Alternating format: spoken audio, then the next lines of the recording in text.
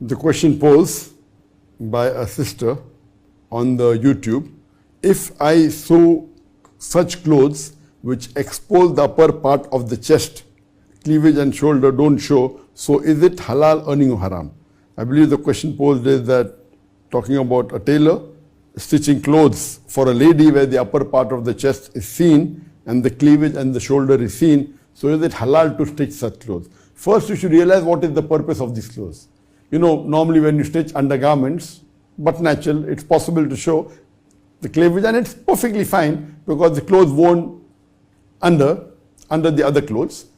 But if there are other clothes where you know that a lady is wearing clothes only amongst the ladies, and if some part of the body is exposed, then it's not haram. But wearing such clothes otherwise outside, it is not permitted.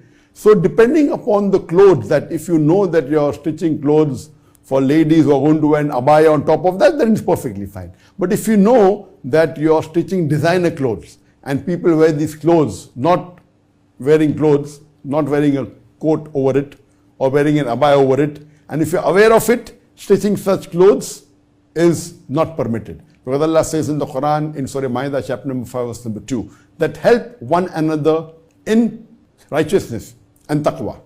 Do not help one another in sin and rancor.